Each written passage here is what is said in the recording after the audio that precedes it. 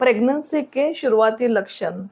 क्या period miss होने के पहले भी हमको पता चल सकता है क्या कि इस महीने में प्रेगनेंसी रुक चुकी है या नहीं? अगर रुकी है तो उसके क्या सिम्टम्स है? अगर आपकी पीरियड मिस होता है और आप प्रेगनेंसी टेस्ट करते हो, उसमें अगर पॉजिटिव आता है तो आपको पता चलता है कि इस मंथ प्रेगनेंसी रुकी हुई है। लेकिन अगर पीरियड मिस होने के पहले भी अगर आपको पहले ही पता चल गया कि इस मंथ प्रेगनेंसी रुकी हुई है, तो उसके लिए आप क्या क्या प्रिकॉशन ले सकते हो, उसके बारे में हम लोग आज डिटेल में बात करेंगे। Hello, I am doctor Sunita Lodhaya, fertility and reproductive specialist and practising gynaecologist since last 25 years.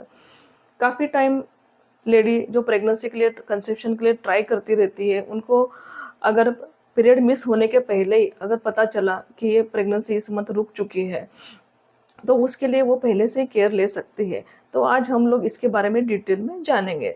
सबसे पहली बात, अगर जिस महीने में वो प्रेगनेंसी ट्राई कर रही है और उस मंथ में प्रेगनेंसी रुक चुकी है, तो उनको क्या स्टार्टिंग में सिम्टम्स क्या आ सकते हैं?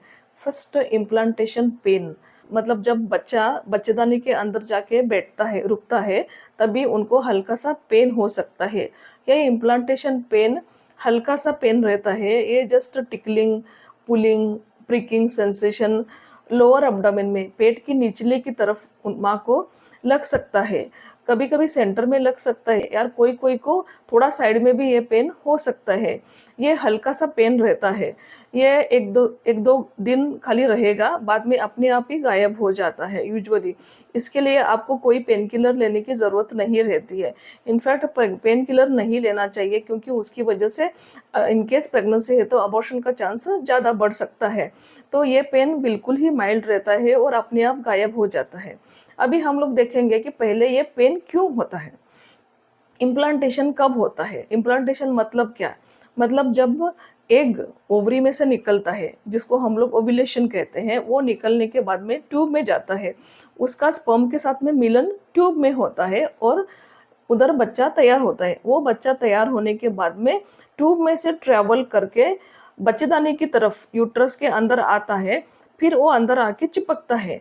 जब वो अंदर आता है तो फर्टिलाइजेशन, ओव्यूलेशन से लेके बच्चेदानी के अंदर आने तक का समय ये नॉर्मली 6 to 12 डेज होता है। तो आने के बाद में ये एम्ब्रियो यूट्रस के अंदर जब चिपकता है तो उसको बरो करता है। बरो मतलब जब यूट्रस का एंडोमेट्रियम जो रहता है उसको वो खदेड़ते हुए अंदर की तरफ जाके बैठता है। तो ये जब बरो करता है, वो टाइम पे कोई कोई लेडीज को पेन हो सकता है। और इस पेन के साथ में कोई कोई लेडीज लोगों को थोड़ा सा ब्लीडिंग हो सकता है, जिसको हम लोग इम्प्लांटेशन ब्लीडिंग कहते हैं। ये बिल्कुल ही हल्की सी ब्लीडिंग होती है, पिंकिश ब्राउनिश डिस्चार्ज हो सकता है, नहीं तो स्पॉटिंग जैसा हो सकता है।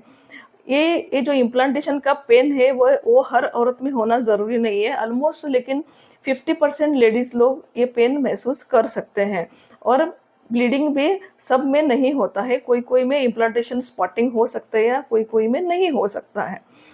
फिर अगर इम्प्लांटेशन आपको पेन है, स्पॉटिंग है, उसके साथ में भी कभी कभी एसोसिएटेड सिम्टम्स भी हो सकते हैं। जैसे कि अगर प्रेगनेंसी उस मंथ में रुक चुकी है, तो कभी कभी लेडीज़ लोगों को साथ में जैसा नोजिया, उल्टी जैसा नहीं लेकिन उल्टी के जैसा जी मचलाना, मूड चेंजेस, ब्रेस्ट पेन, बिना मतलब का रोना आना और बार बार पेशाब लगना, ऐसा सिम्टम्स आ सकते हैं। ये usually changes increase level of HCG की वजह से होता है। जब प्रेगनेंसी होती है तब एचसीजी लेवल बॉडी में बढ़ जाता है, प्रोजेस्टेरॉन लेवल बढ़ जाता है, उसकी वजह से ये सभी चेंजेस यूजुअली पता चलते हैं। अब ये इम्प्लांटेशन पेन कब होता है? जनरली ये इम्प्लांटेशन पेन ओव्यूलेशन के 6 से 12 दिन के बाद में होता है। जैसे ही मैंने आपको बताया, ओव्यूलेशन मतलब एग जब ओवरी में से निकलता है, वहाँ से इस को यूट्रस तक आने तक जनरली 6 to 12 डेज लगता है। इस वो टाइम पे वो बरो करता है। इसलिए इम्प्लांटेशन पेन अगर है तो वो ओव्यूलेशन के 6 से 12 दिन के बाद में होता है। मतलब अगर फॉर एग्जांपल अगर आपकी साइकिल 28 डेज की साइकिल है, तो ओव्यूलेशन आपका 14th डे ओव्यूलेशन हुआ, तो इसका मतलब आपको इम्प्लांटेशन का पेन 20 to 26th डे आपको फील होएगा। ऐसा ही आपकी जैसी साइकिल है उसके हिसाब से आप कैलकुलेट कर सकते हो। समझो आपकी साइकिल 35 डेज़ की साइकिल है, तो आपका इम्प्लांटेशन पेन 27 से 33 डेज़ के बीच में आपको इम्प्लांटेशन का पेन हो सकता है। ये हल्का-सा पेन होता है, अगर आप ध्यान से देखें तभी इस पेन का पता चल सकता है। अभी हम लोग देखेंगे कि इम्प्लांटेशन पेन और ये जो पीरियड का पेन है, वो दोनों में हमको कैसा डिफरेंशिएट करना चाहिए? कैसे पता चलेगा कि ये पेन इम्प्लांटेशन का पेन है या पीरियड आने के बिफोर भी कोई-कोई लेडीज़ को जैसा पेन होता है, कैसे पता चले? सबसे पहली चीज़, पीरियड का पेन होता है वो थोड़ा-सा ज़्यादा होता है, स्ट्रॉन्ग होता है, क्रैम्प लाइक पेन होता है। पीरियड के टाइम पे जो पेन आता है वो पेन क्यों होता है? जब यूट्रस के अंदर की दीवार जिसको हम लोग एंडोमेट्रियम बोलते हैं वो मेंसेस के टाइम पे शेड होता है, तो उसको निकलने के लिए यूट्रस में क्रैम्प लाइक पेन होता है, इसलिए ये ज़्यादा सीवियर पेन होता है। पीरियड का पेन का सीवियरिटी ज़्यादा होता है, जबकि इम्प्लांटेशन का पेन रहता है वो हल्का-सा रहता है, माइल्ड रहता है और 1-2 दिन में अपने आप चला जाता है। और ये जो इम्प्लांटेशन का पेन जो रहता है, ये आपको 6 से 12 डेज़ ओव्यूलेशन के 6th और 12th डे के बीच में रहेगा। लेकिन ये जो पीरियड का पेन रहेगा, ये पीरियड आपको पीरियड के पास में रहेगा, ठीक है? और दूसरी बात, इम्प्लांटेशन पेन के साथ में कभी-कभी इम्प्लांटेशन ब्लीडिंग या स्पॉटिंग हो सकता है। जबकि पीरियड का अगर पेन है और पीरियड का ब्लीडिंग है, तो वो ज़्यादा ब्लीडिंग होता है और उसकी सीवियरिटी भी ज़्यादा होती है। और इम्प्लांटेशन का पेन हल्का होते हुए प्रिकिंग, टिकलिंग, पुलिंग ऐसा लो सीवियरिटी का रहता है। फिर जैसा एसोसिएटेड सिम्पटम्स मैंने आपको बताए, अगर प्रेगनेंसी है, इम्प्लांटेशन पेन है, तो उसके साथ में जो एसोसिएटेड सिम्पटम्स रहते हैं जैसे कि मूड चेंजेस, नॉजिया, बार-बार पेशाब का आना, रोना आना, उल्टी जैसा, जी मचलाना, बुखार लगना, ब्रेस्ट पेन होना, ये सब सिम्पटम्स ज़्यादा हो जाते हैं।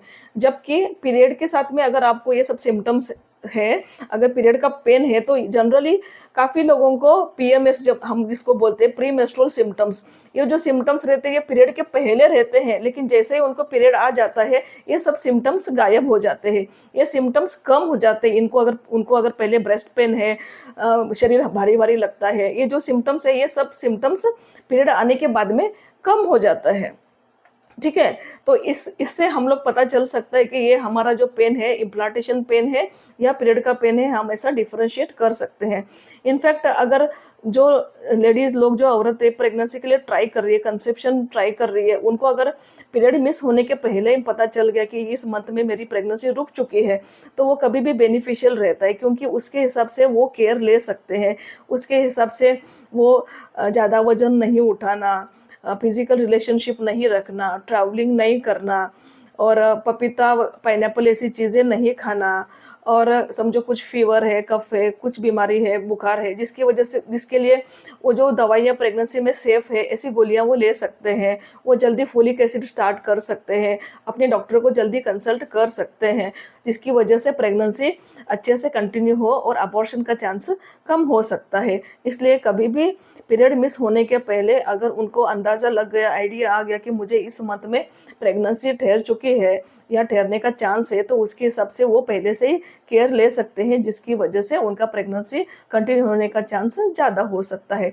तो आज हमने इस वीडियो में प्रेगनेंसी ठहरी है कि नहीं, उसके क्या सिम्पटम्स है, पीरियड मिस होने के पहले भी कौन से सिम्पटम्स है जिसकी वजह से हम पहचान सकते हैं कि इस मंथ में प्रेगनेंसी रह चुकी है, उसके बारे में डिटेल में समझा। ऐसे ही हम लोग प्रेगनेंसी, डिलीवरी, इनफर्टिलिटी और gynaec related videos regularly upload करते रहेंगे। आप उनको ज़रूर देखिए। आपको अच्छा लगा तो आप लाइक, शेयर, सब्सक्राइब कीजिए। आपको कुछ क्वेश्चन है मन में तो आप कमेंट बॉक्स में लिखिए। Thank you.